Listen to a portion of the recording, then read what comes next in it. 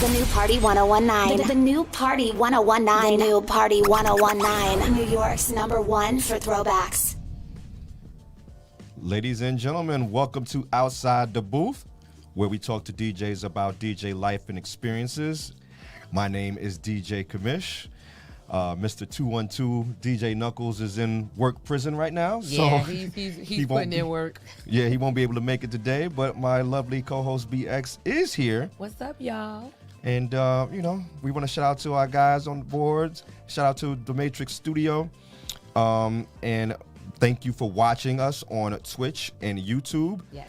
Thanks for listening to us on Party 1019, Commish Radio, and wherever you get your podcasts. Yes.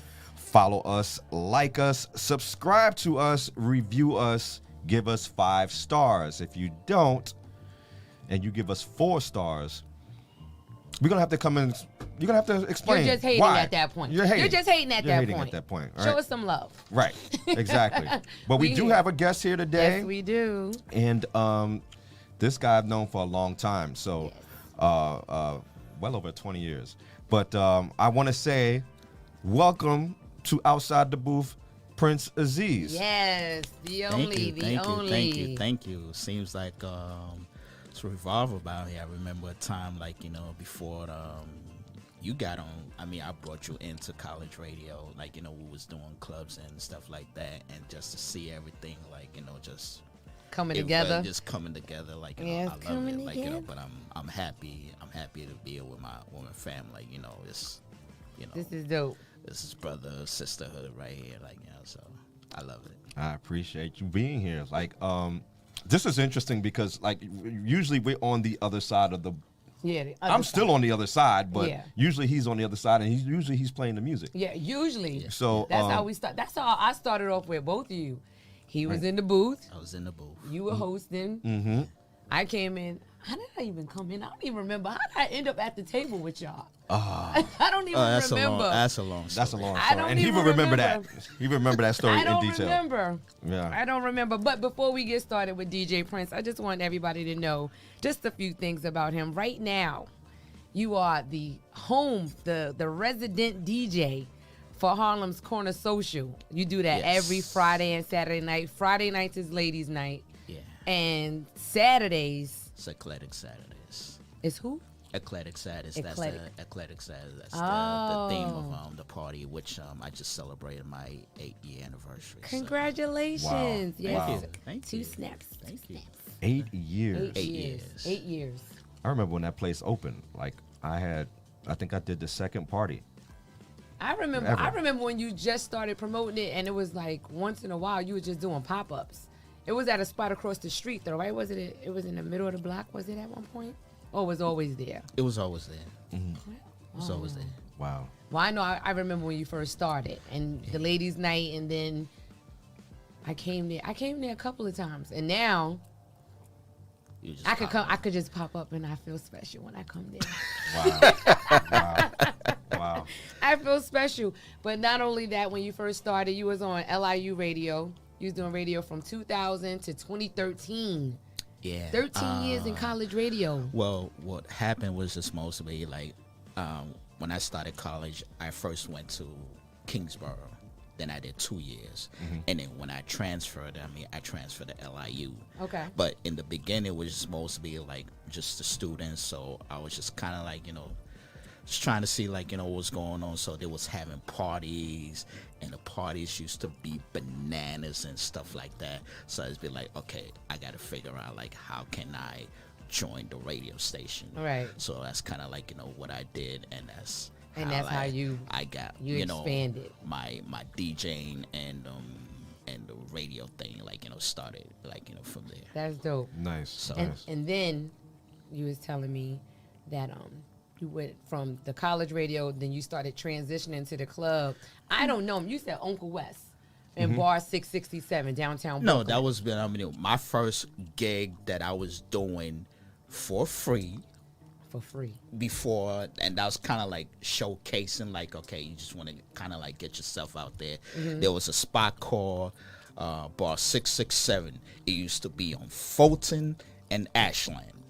Oh, okay. Downtown Brooklyn. Okay, yeah, downtown Brooklyn. Yeah. So I was doing that, like, for just for like about a minute. And it used to be a Tuesday, but wasn't bad. Like, people would come in and have a good time and stuff. But before then, like, we just doing like college parties.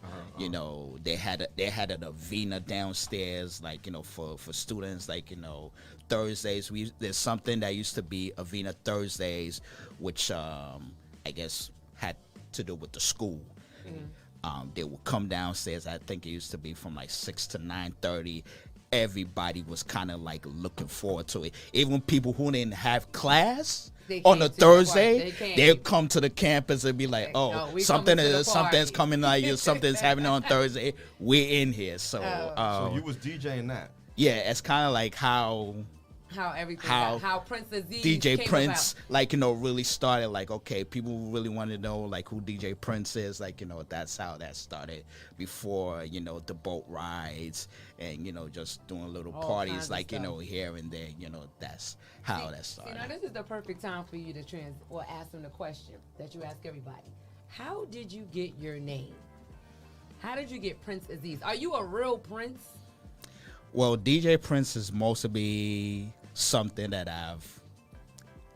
I guess, been using for years. Right.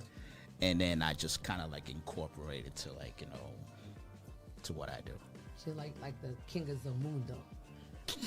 I guess. He's like the prince of all DJs. He's like The prince of all DJs. You the prince of all DJs. You the original. I am the original. You the But original. okay, so you got that, but you got that because is that how did you name that? How did you get that name? Like, you got it by yourself? You named yourself that, or did I named myself. Get outta you did it. here. You named yourself. Okay. Get out of here. So everybody else was given their name, pretty much, or they just stumbled upon it. So Some far, people, the people that have come here so far, it's just been stumbled upon. Like, I named myself that. I look at myself like I'm a prince, so I'm just gonna like. I know that's But right. you got that because you're Nigerian, right? Is that part of it? Did that play any role in it? No. It didn't. No. Oh, you So it has nothing to do with it. No. You just. No. Okay. Okay. No. Look, Even though like I was born and raised in Brooklyn, but Okay. I kind of like my teens, like, I grew up in Nigeria. I did my high school and everything, like, Nigeria stuff. How like was that growing up in Nigeria, doing school out there? Like, tell us, like, what's it look like out there, living out there? Because people have a different view of it from what TV tells us.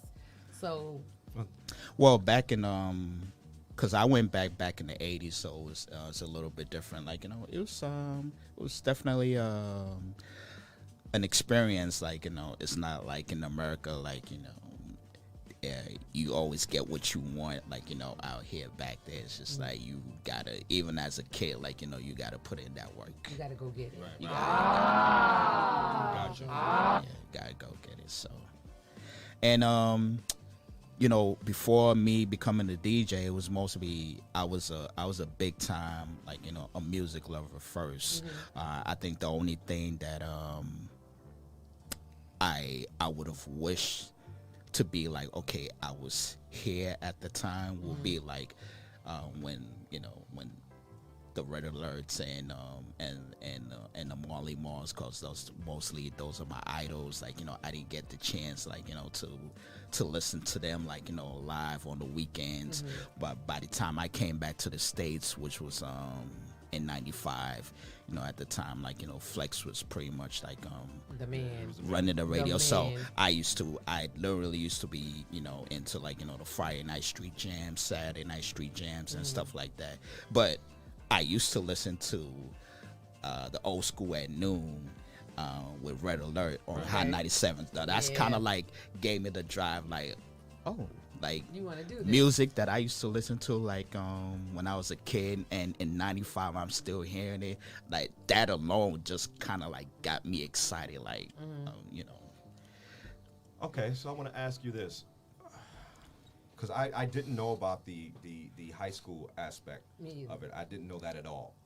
So I didn't know that you actually was out of the country and living in Nigeria. When did you start collecting records? Was it before that? Before leaving or When you got afterwards? back? You mean just in general, or just Just in mostly? general. Just in general. That would have to be when I came back in '95. I started like collecting records. Okay.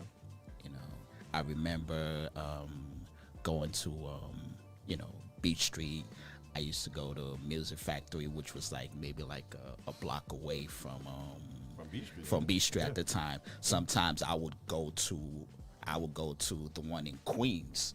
Yeah. Like I would hop on the train and Buy take music, it all the way to the last stop and Carrying crates too. No, not necessarily just buying records, like Were you carrying crates when you were DJing? Did you have your crates in the car and everything in the cabs like Kamish? Oh, I had Technique bags. Yeah. They were bags. I had Technique bags. Yeah. And I would have probably maybe 10 of them.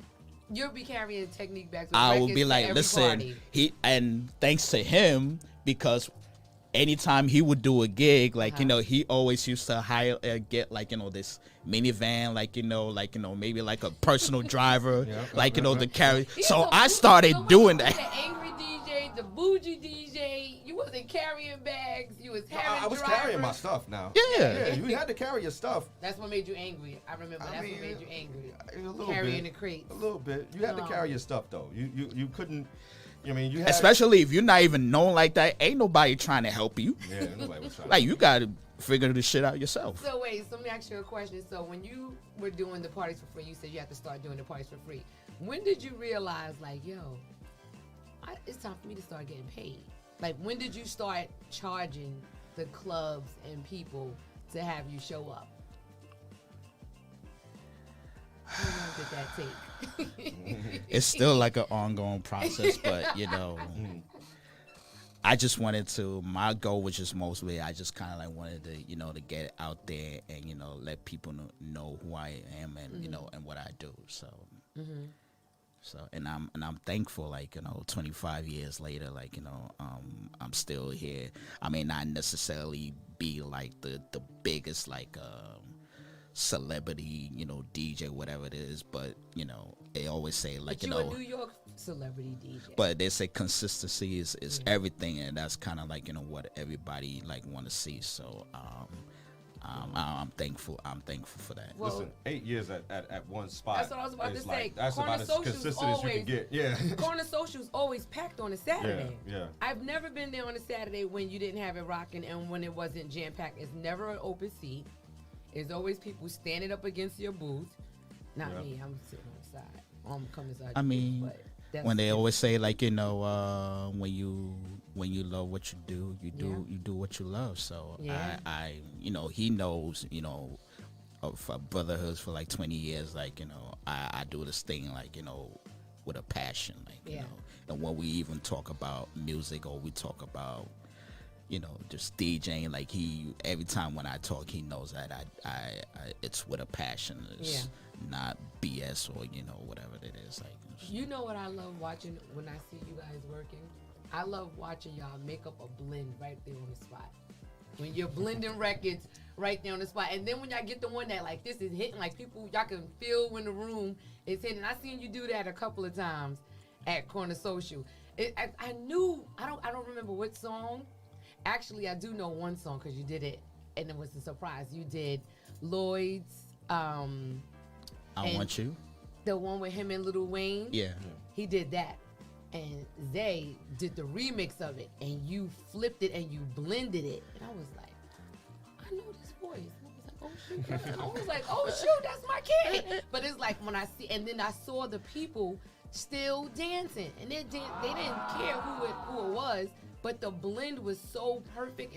And you in the booth and Prince is rocking. Right. When he's in the booth, he's dancing with it. Well, I the did that. music. I did that specifically because you was in the building. I appreciate it, but I wasn't. But what I'm saying is that blend was so perfect. I wasn't expecting it. So when I saw the people actually dancing to it, it really is about the DJ. You guys really do y'all create the vibe. Well, and we gotta. I mean, it's the opportunity also. We break records too. So Yeah. So I mean, it first starts like in the clubs before it go to radio, but that's a whole different I mean, we the frontline people when it comes to that. Like, breaking records is what we do in the club. Breaking records, What's the first record you broke? Oh, I don't know. I don't know. I don't know. I can't even answer that. I have no idea. We're talking about recently. Then, what's the most recent record that you can say like you broke, other than the one that you debuted here a few weeks ago?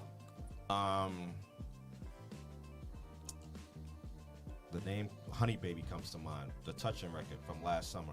I love that. You broke that first? I mean, I didn't break it, I'm just but saying, I was one of the first DJs to play. One of the first DJs to be playing it consistently. Yeah, I love that song. Yeah. I want to say probably one of the first ones that I guess I started to play, but of course I'm not gonna get the credit. Was the J Quan Tipsy record? Really? Okay.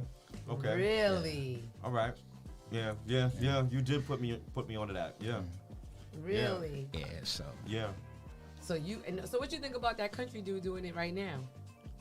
What country dude? It's a country singer that remade it. He remade it. He performed it at one of at the BET. Yeah. Is this yeah? Is it Jelly Roll?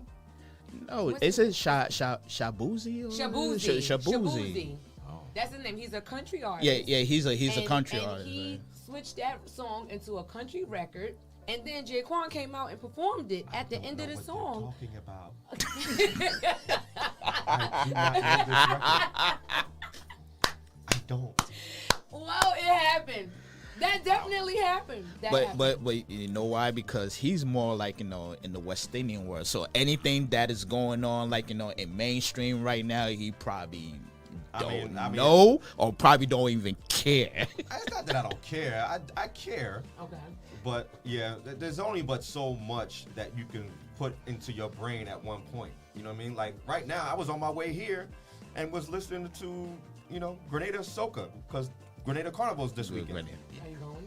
No, I wish. I'm going to Martha's Vineyard. Right. I want to go. Yeah. I'm gonna be bougie and not they doing the oil and the oil and mud and Rivers white rum out there in Grenada. They going hard. Mm-hmm. I'm gonna be bougie and be up in Martha's Vineyard. Be up in Martha's Vineyard. Oh yeah, with the West Indians, it's a party. It's a party. It's a party. Carnival to Martha's Vineyard? No, that's different. That's different. Yeah, they not built like that. They're not built. They not. No. They not built like that. They not built like that. What are they doing? 2 steps with teacups? I mean, what are we doing up there? I mean, possibly. I don't know. I've never been.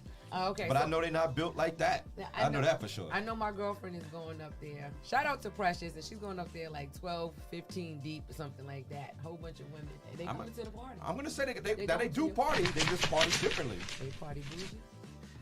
No, is this maybe. No, like West Indians, they have their own way of partying, just like we Africans, we have our own that's a whole nother party. That's a whole a whole nother party, a whole nother world. What does it look like that African party? What does the parties in Africa look like? I want to go to Africa. I just don't want to get the shots. They party and they spend money. Yeah. Period. Yeah. You ever been to a wedding? An African wedding? Yeah. No. Oh my God. That's I've never been one. That's my an girlfriend, she was in a wedding she was one of the bridesmaids of an African wedding, and when she was showing me some of the videos, it looked crazy. And they just pour money all over the bride and groom. They just throw money. Oh yeah, absolutely. That's what we do. All y'all do is just throw money. $1, whatever that is. Whenever it is, it's just money, and then there's somebody to walk around and scoop it up. Yeah. His wedding was in Nigeria. I remember when you had to go back and you came back with your whole family. That was awesome. How big was that wedding? Didn't you say like the whole Africa came out?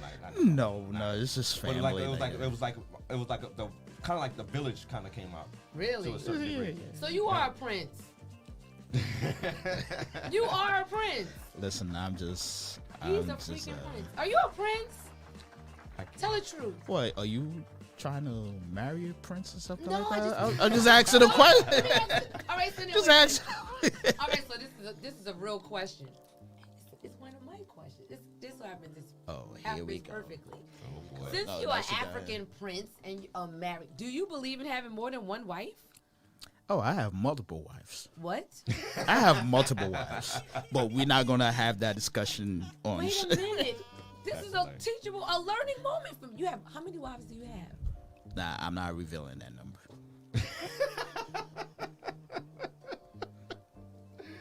You are funny, and you're believing this. Come on, stop playing with me because he's African, so I'm gonna believe it. Is this true? Do you have multiple wives? Listen, in the African law, Oh God, it's a you are allowed to have more than one wife. Do you have more than one wife? Like I said, I am not answering that question. He's a freaking prince. This is the Prince of Zamunda. I can't. He is here. I can't. You know. All right. So you know, we'll get back to that. 'Cause he gonna tell me the truth before this day is over. But when you were getting into the DJ game and everything, who were 5 of your most influential DJs that inspired you to become a DJ? Okay, all right, we're gonna first start with Grandmaster Flash, because without him, the DJ culture would not be where it is today. Okay. So that's number one. Of course, Red Alert, because with the music and everything, just the inspiration behind that. So number 3 will be Kid Capri, because everybody wants to be the world's greatest DJ, and when you're on the stage and you do what you do, and people are kind of inspired, how your I guess your performance and stuff like that. So I take my that after him. Okay. Okay. Number 4,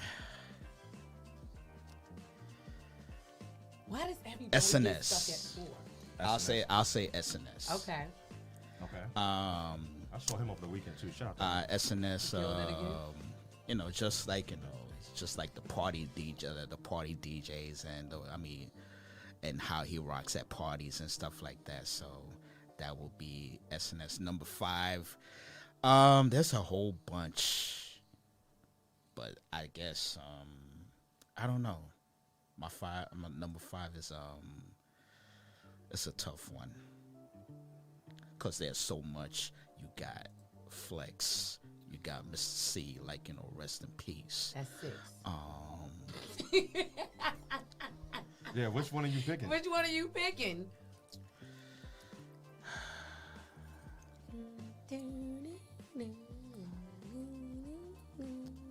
You know what? Since I'm from Brooklyn, I'm gonna rep Mr. Mr. C. I'm going Mr. C. Mr. C. Yeah. Yeah. Oh, okay. I figured that. Yeah. So. Rest in peace, Mr. C. But even beyond those, there's a lot of DJs still to this day I love and I respect that we we got DJ Goldfinger, you got DJ Culture. I saw him over the weekend too. So, You was You know, outside I this was weekend. outside this weekend. Yeah. You were out. He was outside. And people were in New York this weekend, which was kind of strange. Weird? Yeah, it was a little strange. But what was going on this weekend?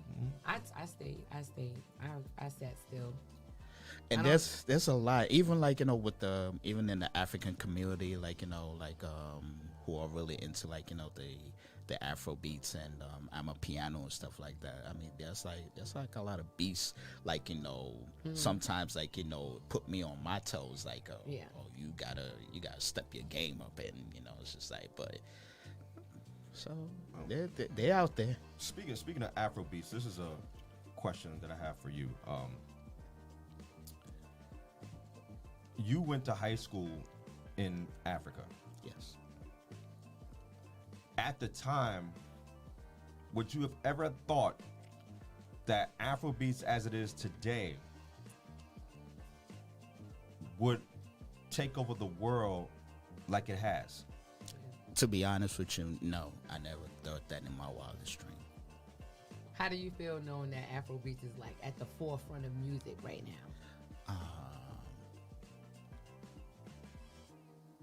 To be honest, it's still like surreal. But I'm proud, like, you know, because it took a very, very long time. Yeah. But like I said, like, you know, it just shows like as far as long, you know, you believe in the culture and you put out, like, you know, good music, at some point, like, you know, it's gonna come full circle. It's gonna come full circle. So what's next for DJ Prince? What do you have coming up next? Like, where do you see yourself in the next year?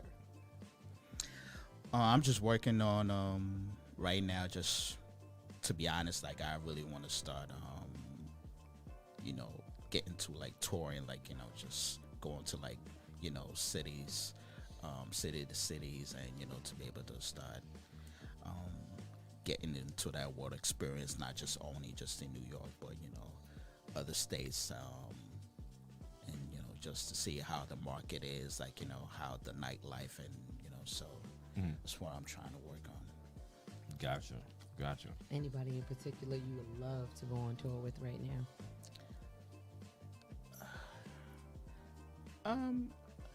I went to Miami last year, which was a great experience. I want to go to Atlanta. I definitely want to get to LA.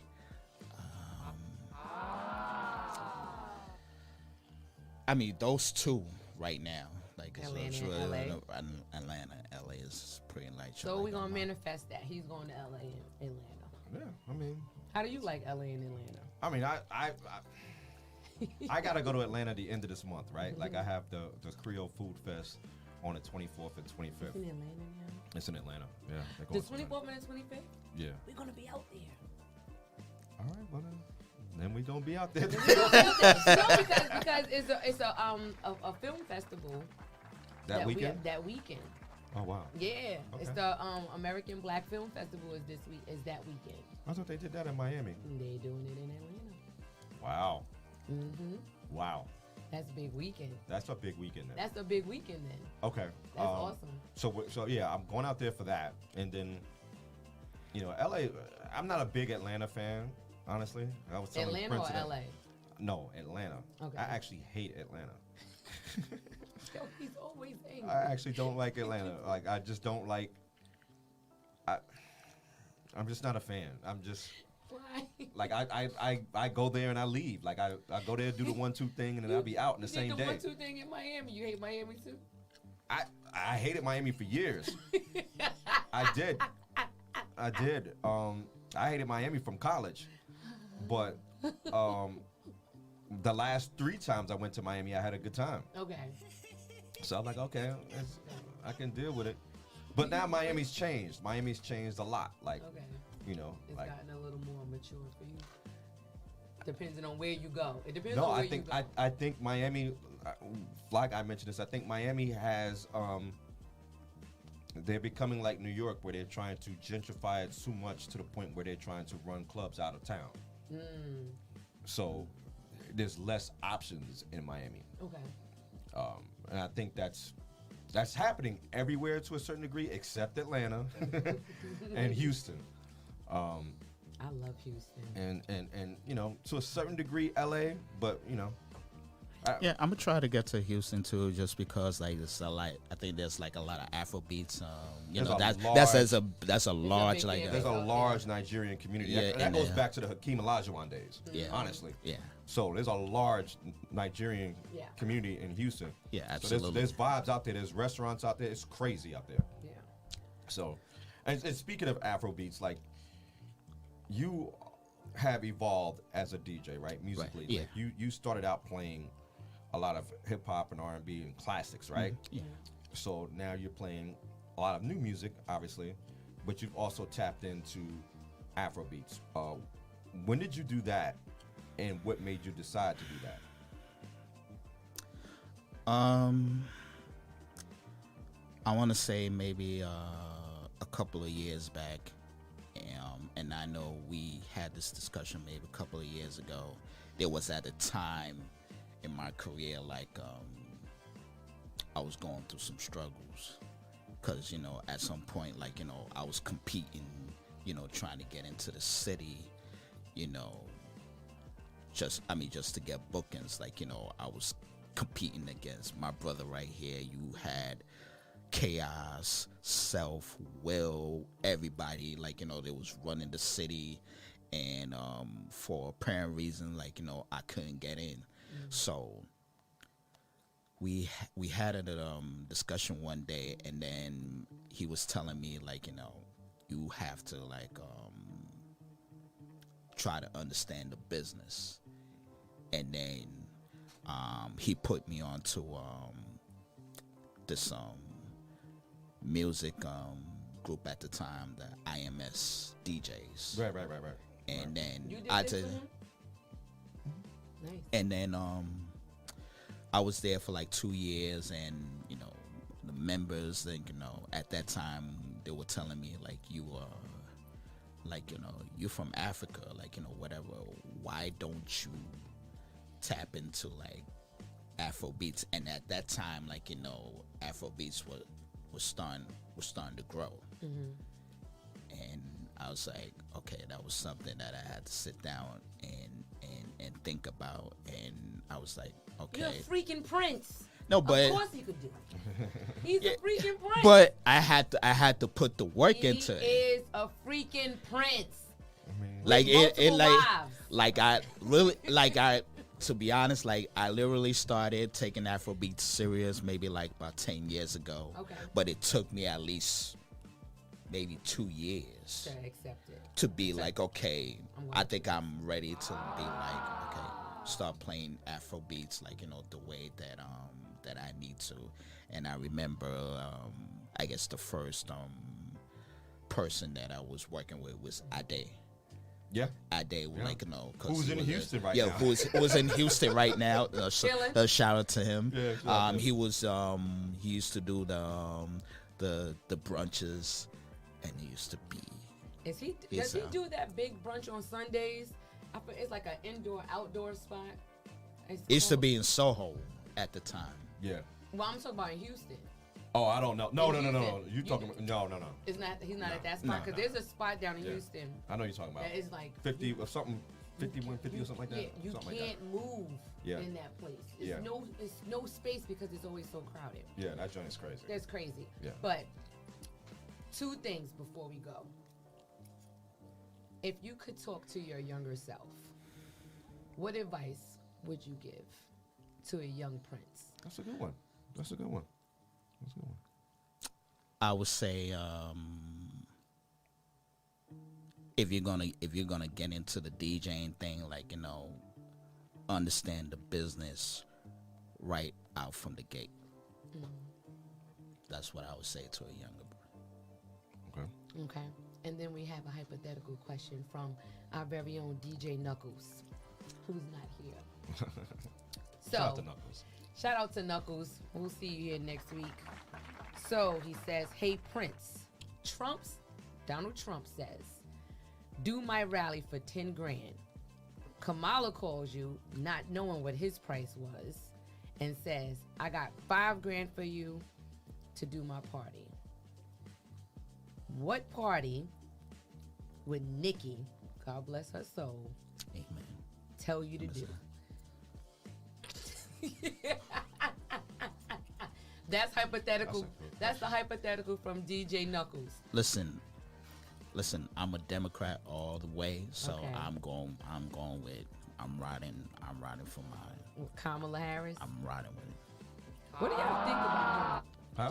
What do you think about Trump being disrespectful towards her name and not wanting to pronounce it right? Do you think that he's just his back is really up against the wall now and he's No. just afraid? He's just an idiot. No, he's just doing what he knows. He's an idiot. Yeah, he doesn't. He's it doesn't. just it has not a nothing to nice do- person. Yeah. It's not. He's nothing- just not a good person. No. It's like you can say whatever you want, but if you have to judge somebody by being a good, you know how they say there's good people.